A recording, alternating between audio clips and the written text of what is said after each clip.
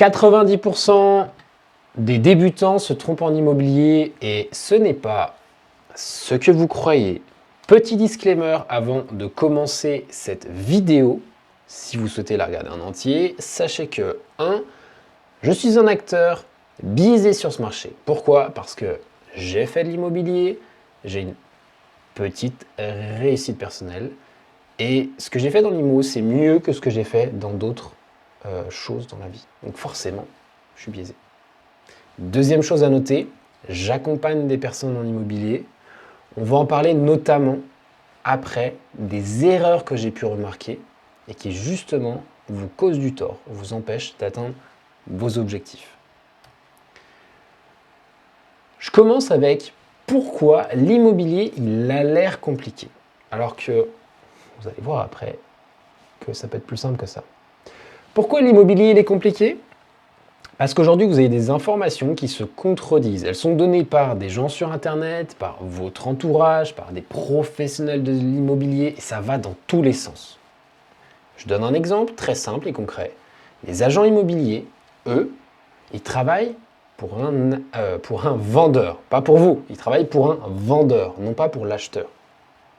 Donc les agents immobiliers ils veulent bien vous donner un conseil ou deux, mais ils s'en fichent. Parce qu'ils travaillent pour quelqu'un d'autre. Les notaires, ils sont sur la partie juridique. Ils ne travaillent pas pour vous, ils travaillent pour l'État. L'idée, c'est juste que lors d'une vente, ou d'un achat, peu importe, on puisse noter le transfert de propriété en bonne et due forme. Point. Les banques, elles, oui, elles vous prêtent de l'argent, mais vous donnez des intérêts. L'idée, c'est quoi? C'est d'engraisser la banque, donc elle travaille pour ses actionnaires. Dans ce cas de figure, toutes les personnes que je vous cite, c'est juste un exemple, ne travaillent pas pour vous. Surtout, elles ne travaillent pas pour vous de A à Z. Vous allez voir après pourquoi je dis ça. Personne ne travaille pour vous. Elles n'ont pas d'intérêt réel à vous donner les meilleures informations. Et c'est même pas qu'elles ne veulent pas. Juste simplement, elles n'ont pas que ça à faire. Et donc, vous entendez quelque chose à droite, quelque chose à gauche. Vous êtes un peu perdu. Vous avez confiance en personne, ce qui est logique. Vous continuez d'aller rechercher de l'information. Vous voulez en savoir plus. Et donc, c'est là qui est pour moi la plus grande erreur des débutants. Une nouvelle stratégie rentable, un truc à la mode. Un type de société qui pourrait sortir de votre situation, peut-être monter une holding. Est-ce que c'est le bon moment d'investir? Les taux sont trop hauts, sont trop bas, qu'est-ce que je dois faire? La fiscalité, est-ce que je dois être un impôt sur l'IR ou à l'IS? Vous prenez un lot d'informations exponentielles. Dans le livre, ils disent A. Dans les blogs, ils disent B. Dans les influenceurs, Ferrari, Dubaï, Lamborghini, ils disent C. Vous êtes complètement perdu. Aucune clarté. Aucune clarté. C'est normal. C'est normal. Aujourd'hui, votre problème, c'est pas d'avoir plus d'informations. Aujourd'hui, votre réel problème, c'est que vous êtes seul face à la prise de vos décisions. Et vous allez comprendre après pourquoi est-ce que je dis ça. Vous n'avez pas besoin de plus d'informations, vous avez besoin d'ordonner vos options, simplifier vos choix, sécuriser vos décisions. Ça tient en 3 points. C'est minimaliste, mais c'est réel. Avec le système que j'ai mis en place, que j'ai créé sur le long terme, moi, ça me permet d'analyser votre situation, vos objectifs, vos peurs, ce que vous voulez faire, pas ce que veulent faire les autres. Et c'est hyper important, vous êtes tous différents. Chaque personne est différente. Pourquoi aller demander des informations partout qui sont certainement pas adaptées à votre profil? Et forcément, quand on est au début, on n'a pas forcément cette prise de recul. L'idée, c'est de vous apporter un plan simple, qui soit cohérent et adapté pour que vous sachiez exactement quoi faire, dans quel ordre, comment et pourquoi. Simplicité, clarté, passage à l'action, rapide, ne pas perdre son temps, évoluer dans le bon sens. Pourquoi est-ce que je me permets de vous dire ça? Je fais une petite rapide présentation de qui je suis, dire c'est qui encore ce bouffon là qui se permet de me dire qu'est-ce que je dois faire. Si je mets 2011, c'est le début de mes formations, je suis dans le sport. Ok, j'ai travaillé dans le sport pendant des années. Ça vous donne le profil. Je ne suis pas dans la finance. Non, pas du tout. Je n'ai pas hérité d'1 million d'euros de mes parents. Non. Je n'ai pas créé des business à cash flow qui me permettent d'avoir une manne d'argent exceptionnelle. Mon profil, coach sportif. Point. En 2017, j'ai mon premier travail, j'ai un CDI, j'ai l'apport nécessaire pour réaliser ma première acquisition. J'achète une résidence principale. Comme tout le monde, je fais toutes les erreurs. Toutes les erreurs qu'il ne faut pas faire et comme je l'ai dit, on en parle après. De 2017 à 2024, je vais expérimenter plein de choses et je continue aujourd'hui évidemment. Dans les garages, dans la colocation, dans le Airbnb, la location courte durée, de l'achat-vente. Ce qui m'a permis aujourd'hui de générer plusieurs fois des plus-values entre 60 et 75 000 euros. Vous allez vous dire, il n'est pas millionnaire, il n'a pas fait des... Non. Et moi, je suis honnête et transparent. J'ai généré des plus-values de 60 à 75 000 euros, pas plus, mais c'est déjà très bien. Et ça me permet justement de me sortir de ma situation. Décembre 2025, au moment où je fais la vidéo, là, que je vous partage, j'ai 6 locataires qui me versent, qui m'ont versé du coup, je parle forcément au passé, 2 814 euros par mois. Voilà. Non, j'ai pas 40 appartements. Non, j'ai pas 1 million sur mon compte bancaire. Mais j'ai fait des choses, je les ai expérimentées et je les partage. 2024, je commence à mettre à répondre au début juste à la demande d'amis. Ils ont vu que je faisais des choses. Ils me posent des questions. Et moi qui viens du monde du coaching, j'ai ce truc, j'adore partager. J'aime apprendre, j'aime partager et voilà. Les gens me posent des questions. Puis au bout d'un certain temps, je commence à structurer parce que j'ai beaucoup de demandes. T'as un travail à côté, mon temps est limité, je veux bien aider, mais voilà. Donc je crée un accompagnement. J'accompagne des gens sur mon bassin de vie, physiquement, les gens qui sont autour de moi. Plusieurs personnes, ça grossit. Aujourd'hui, je bascule sur une formule qui aussi peut s'étendre en ligne. Donc mon objectif sur 2025, c'est de vous accompagner en ligne. Et bien, s'il y a toujours des personnes physiques sur mon bassin de vie, je les accompagne avec plaisir. C'est d'autant plus sympa parce que on peut aller ensemble boire un café et je peux aller sur les chantiers avec vous.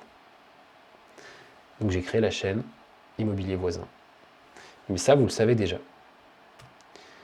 Fini de parler de moi, parce que l'objectif, il n'est pas de parler de moi, c'est de parler de vous, de vos objectifs et de ce que vous devez mettre en place concrètement. Ce que vous devez absolument éviter, j'ai dit, les plus grandes erreurs dont on va parler après. Juste avant de vous dire ce que vous devez mettre en place concrètement, il faut qu'on se rappelle une chose, notamment 3, des notions fondamentales dans l'immobilier. La première, et pourquoi l'immobilier est si puissant. Dans un premier temps, vous devez savoir que, vous le savez déjà, ce n'est pas votre argent que vous investissez. Lorsque vous voulez acheter un appartement, je prends un exemple, un appartement de 100 000 euros, vous mettez 10-20% d'apport sur le projet, 80-90% est financé par la banque. Vous ne mettez pas 100% de l'argent sur la table. Donc aujourd'hui, votre risque, il est minimisé. À la fin, c'est vous qui allez récupérer les 100 000 euros et non la banque. Oui, vous avez donné des intérêts sur la route, c'est évident. Mais vous faites un effort avec votre partenaire, à la fin, c'est vous qui récupérez le cash. Et ça, vous ne pouvez pas le faire en bourse, en private equity, en crypto. C'est pas possible d'emprunter des telles sommes d'argent astronomiques. Et là, je parle juste d'un petit appartement à 100 000 euros.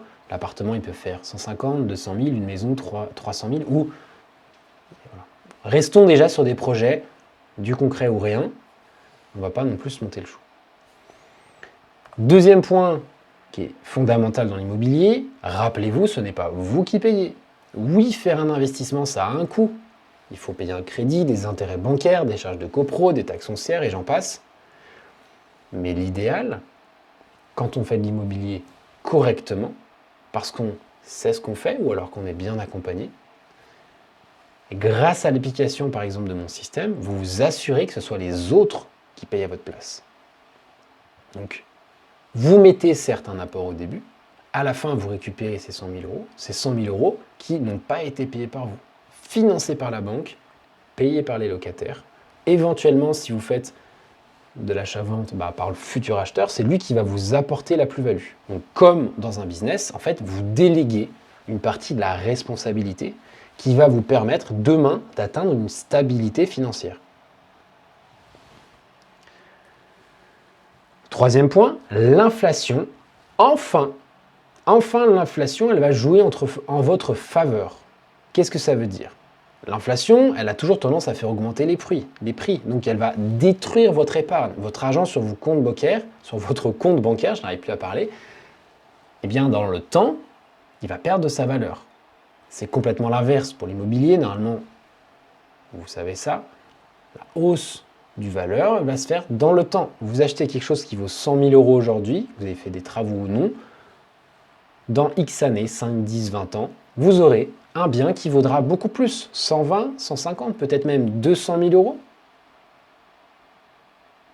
C'est fou. On ne parle pas de le multiplier, de devenir millionnaire tout de suite. Non, restons sur des chiffres concrets. Si vous prenez 20%, 50% de valeur sur votre bien, à la fin, il vaut 150 000. Et parfois, si vous avez fait des beaux travaux, il vaudra 200 000. C'est idem pour vos revenus. Trop souvent sous-estimés par les débutants, parce qu'ils ont du mal à se projeter sur le long terme. C'est normal, on n'a pas encore expérimenté, on n'a pas vécu, ressenti les choses. Quand vous touchez vos premiers loyers, déjà vous vous dites « Waouh, quelle expérience !» Moi, c'était un garage, je travaille, à côté, je loue un garage à 75 euros, ça paraît rien. Mais tous les mois, sans rien faire, je touchais 75 euros. Après, le garage, tu le vends, tu fais autre chose. Et tu te rends compte que tu peux faire beaucoup plus. Mais juste cette puissance de recevoir des loyers sans travailler, c'est incroyable. Donc vos loyers, je prends un exemple, admettons que vous avez 1 000 euros de loyer. Pas sur un studio à 100 000 euros, on est d'accord. Mais c'est pour donner un exemple avec des chiffres ronds. 1 000 euros de loyer, vous avez 500 euros de crédit. Oui, vous avez des taxes foncières, des charges de copro et ainsi de suite. Mais vos loyers, avec l'inflation, chaque année, vous avez un indice IRL qui va vous permettre de les rehausser, de les revoir à la hausse. Inflation en moyenne à 2% par an. Vos loyers, après 10 ans, ils montent à 1 219. 2% par an, ça fait 21,9% sur 10 ans. Votre crédit, de l'autre côté, il n'a pas augmenté. Donc vous commencez à créer du cash flow. Vos loyers augmentent beaucoup plus vite que de l'autre côté, votre crédit qui, lui, ne bouge pas. À la fin, au bout de 20 ans à 2% d'inflation, vous augmentez vos loyers de 48%. 1 480 euros. Et en plus, en face, vous n'avez plus de crédit. Oui, vous avez des taxes foncières et tout ça. Mais vous n'avez plus de crédit. Et là, boum, vous passez une marge d'escalier énorme. Oui, ça prend du temps. Oui, il faut se projeter sur du long terme. Mais c'est là que vous générez réellement du cash flow et que vous atteignez ce que certains aiment bien appeler la liberté financière. Ok? Je continue avec, du coup, le système. C'est ce dont vous avez envie d'entendre. Le système, je l'appelle process, je le présente juste après. Comment est-ce que je l'ai créé? C'est par mon expérience terrain, par un vécu qui est réel, parce que j'ai vraiment fait de l'immobilier, j'en fais toujours et je continuerai d'en faire, surtout sans bullshit. Moi, j'ai galéré, j'ai traversé des problématiques, fait des erreurs sur des chantiers, fait des erreurs avec des locataires. Le chantier, je casse quelque chose, je dois refaire venir un ouvrier, ça me coûte beaucoup plus cher, dépassement de budget. J'ai un locataire, par exemple, j'ai mal choisi, ça ne se passe pas très bien. Bref, j'ai fait ces erreurs-là qui me permettent aujourd'hui d'avoir un process établi, important, et je ne déroge plus à mes règles pour que tout se passe dans le meilleur des mondes. Par rapport aux problématiques, j'ai cherché des solutions, ce qui me permet aujourd'hui d'aller beaucoup plus vite et du coup, de ne plus avoir les problématiques. L'idée de ce système, je le développe pour moi, mais je le partage pour vous, c'est de vous simplifier la vie. C'est de vous faire gagner du temps et surtout de vous éviter les pertes. Le plus important, c'est de ne pas perdre d'argent. Parce que si aujourd'hui vous mettez un petit peu d'apport, 10, 20, 30 000 euros, et que vous les perdez, ça va mettre du temps à reconstituer ce même apport. Donc dès la première opération, il faut que ça fonctionne. On ne peut pas se lancer comme ça à l'aveugle et du coup se retrouver à se manger les doigts à la suite. Le système process, c'est pareil. Simple, minimaliste, vous avez une liste. Évidemment, dans chaque liste, il y a un nombre d'items incalculable, mais je ne peux pas le partager là parce qu'on ne va pas faire 4 heures de vidéo, 12 heures de vidéo de formation. Dans un premier temps, on va préparer et planifier la stratégie.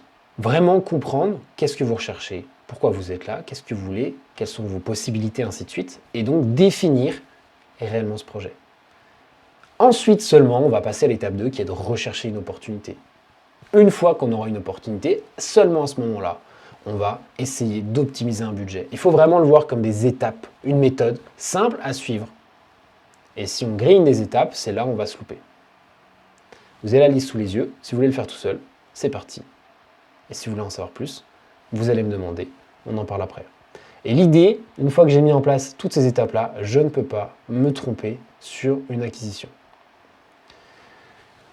Le système que je présente, il ne va pas convenir à tout le monde. C'est une évidence. Vous êtes tous différents. Je suis aussi peut-être différent de vous, peu importe. Le système, il va convenir à qui? À ceux qui en ont assez de voir leur épargne perdre de la valeur chaque année et qui veulent la transformer en un véritable levier patrimonial.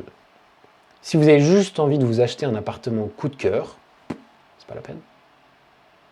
On ne va pas arriver à chercher une optimisation de budget, par exemple, sur un coup de cœur. C'est pas que c'est pas bien, c'est juste que un coup de cœur, tout le monde peut le faire. Et souvent, ça n'amène pas que des bons résultats. Le système, il va convenir à ceux qui veulent enfin passer à l'action et investir intelligemment dans l'immobilier pour se construire des revenus complémentaires ou préparer éventuellement une retraite anticipée. Je mets entre parenthèses pour les plus ambitieux de vivre de l'immobilier, mais je l'ai dit, moi je suis honnête et transparent, c'est quelque chose qui est dur. C'est pas donné à tout le monde. Si vous avez envie, c'est possible, mais il va falloir sortir les mains des poches et plus que ça. Le système, il va aussi convenir à ceux qui portent la responsabilité d'un capital. Parce que oui, quand on a un peu d'argent de côté, peu importe d'où est-ce qu'il vient, on aimerait quand même mieux le transformer en opportunité plutôt que ce soit une source de stress ou de culpabilité parce qu'on ne sait pas quoi en faire. C'est intéressant de pouvoir honorer un capital, peu importe d'où est-ce qu'il vient. Mon système, lui, il va ne pas convenir à certaines personnes. Et je préfère le dire tout de suite, comme ça, on ne perd pas notre temps, moi et vous de votre côté. Il ne va pas convenir à ceux qui n'ont pas à minima un apport à 5 chiffres. Ces 5 chiffres vont vous permettre d'investir pour l'apport et pour l'épargne de sécurité. Si on n'a pas d'argent, malheureusement, on ne fait pas d'immobilier. Donc première étape, on se constitue un apport d'un minimum à 5 chiffres et après, on peut commencer à parler d'immobilier. Ceux qui n'ont pas de stabilité financière, ceux qui ne gèrent pas bien leur argent, qui ont des grosses problématiques de dette parce qu'ils ont acheté une télé trop chère, je suis désolé, il faut commencer par régler ces problématiques-là avant de faire de l'immobilier. Ceux qui veulent une solution magique et sans effort, et quitter leur travail en 90 jours, faire le million en une seule opération depuis leur canapé, vous avez compris, on n'est pas les bienvenus. Je ne veux que des personnes motivées. Ceux qui, aujourd'hui, ont déjà appliqué la méthode. Je donne quelques exemples rapidement. Elisabeth, une résidence principale, des travaux. Actuellement, elle a une plus-value latente de 20 000 euros. Son idée, ce n'était pas de devenir millionnaire, simplement de faire une bonne acquisition et que si elle a envie de vendre vite parce que, par exemple, elle rencontre quelqu'un, eh bien, elle a une plus-value, c'est possible. Ou peut-être qu'elle le mettra en location parce que c'était une bonne opportunité. Et elle ira s'installer chez son compagnon. Quentin, par exemple, il a acheté un petit immeuble, il a 3 locataires, donc 3 appartements, plus le sien. Et donc, vivre chez lui, c'est gratuit.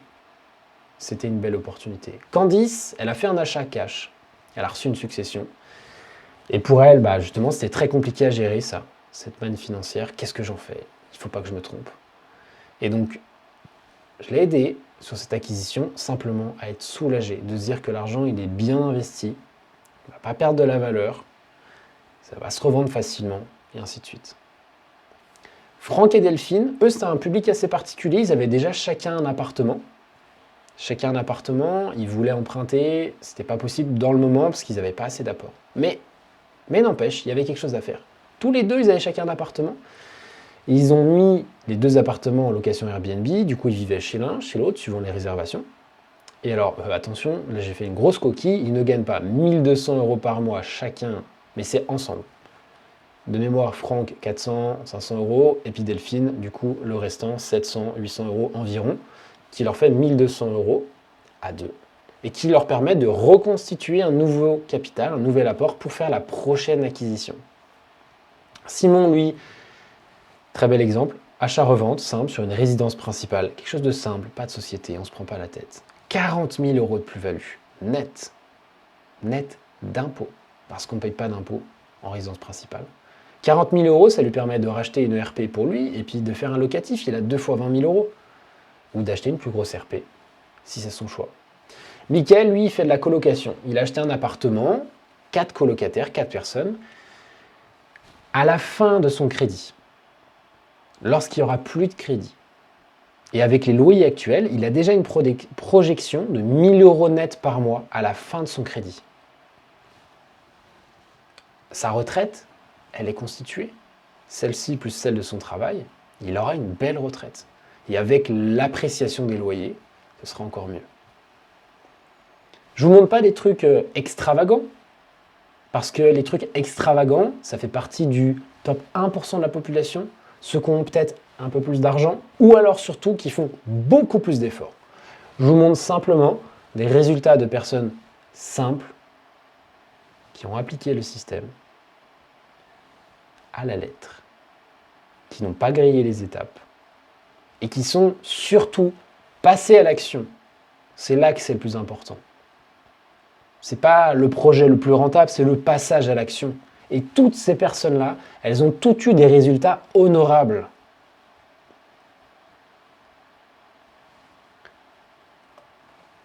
Aujourd'hui, la manière la plus simple et surtout la plus rapide pour changer votre vie dans quelques mois seulement, avoir 1 000 € de plus, faire une plus-value de 20, de 40 000 € dans quelques mois seulement. Donc, vous êtes propriétaire, ou alors vous touchez de loyer, ou alors vous touchez une plus-value. Votre vie, elle va se transformer à partir de ce moment-là. La manière la plus simple, forcément, je vous l'ai dit depuis le début, je suis biaisé, c'est de faire de l'IMO et peut-être, certainement, de se faire accompagner. Mettre en place un système qui fonctionne et qui a marché pour les autres, ça vous évitera de faire toutes les erreurs dont on va parler après et ça vous permettra d'être passé à l'action rapidement. Si c'est quelque chose qui vous intéresse, l'idée c'est de candidater, et je dis bien candidature. Je pèse mes mots quand je dis ce terme-là. Candidater pour faire quoi ? Pour en savoir plus sur mon système. Est-ce que ça vous convient ou pas ? Je vous ai juste donné 7 lignes. Bien sûr, vous allez me poser des questions, je vais vous répondre. Là, on aura beaucoup plus le temps que sur une simple vidéo comme ça sur Internet. Très important, est-ce que vous avez du feeling avec moi ? Est-ce qu'en fait, moi, je suis Jean-Michel Connard, vous n'avez pas envie de bosser avec moi ? Et il n'y a aucun problème. Je préfère justement que les choses se passent bien. Et de l'autre côté, comme j'ai dit, candidature, moi aussi, j'ai pas envie de bosser avec des gens avec qui je m'entends pas. Parce que c'est pas agréable. Et souvent, ça cause des problèmes. Pour candidater, comment ça se passe ? Moi, j'ouvre toujours 3 jours de créneaux dans lesquels je mets chaque jour, 2-3 créneaux par jour maximum, que vous réservez ou non.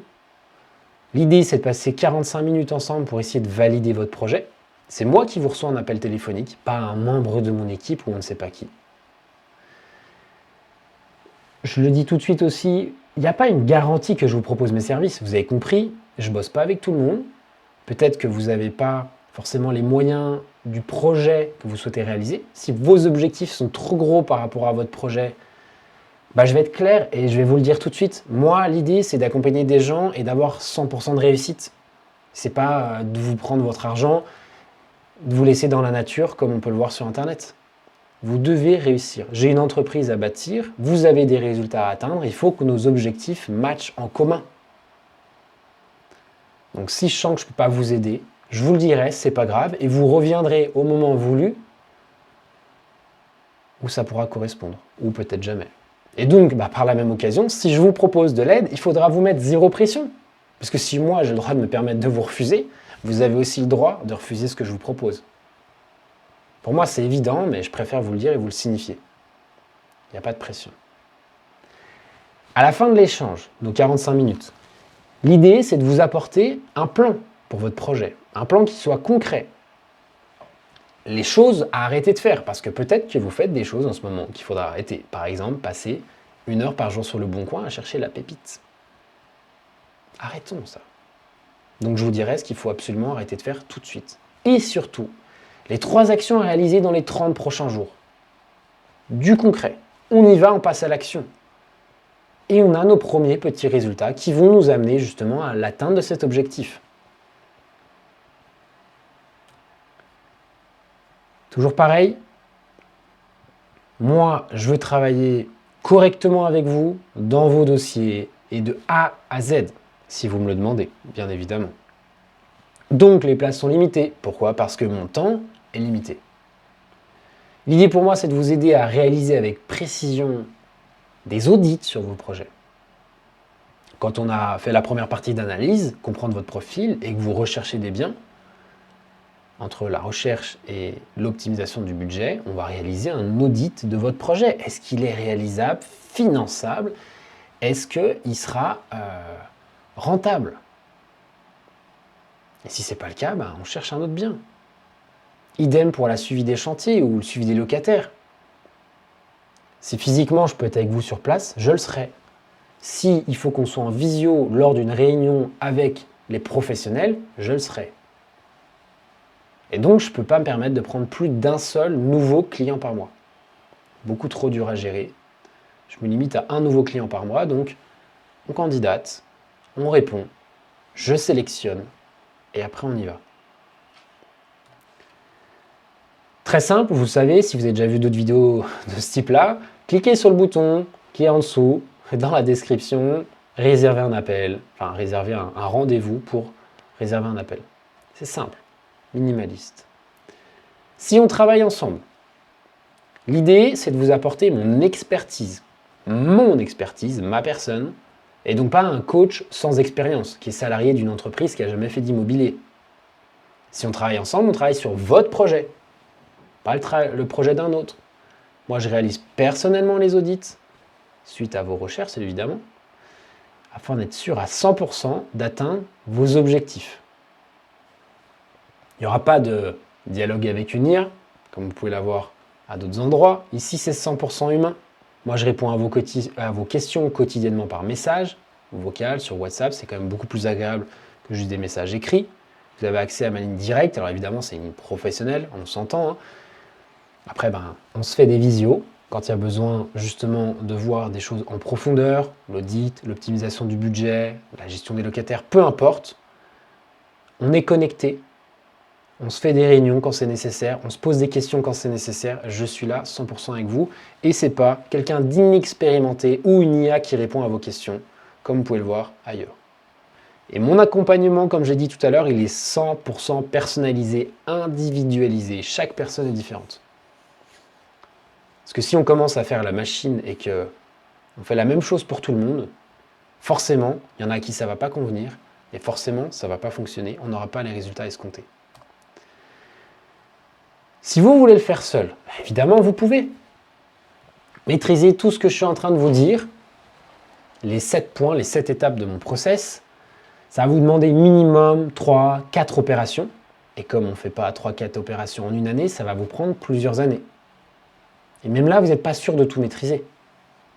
Vous finirez certainement épuisé, si ce n'est pas déjà le cas, à essayer tout ce qui est possible de voir si ça marche. Continuez à vous former, à vous informer, à prendre de la connaissance, alors que c'est peut-être pas ça le plus important, là, maintenant, tout de suite, pour passer à l'action. Vous avez le temps de réaliser 1-2 opérations avant de savoir comment monter une holding. La holding, ce n'est pas nécessaire aujourd'hui. Comme ça, vous avez déjà la réponse à la question pour certains qui se la posent et qui me la posent à chaque fois au téléphone.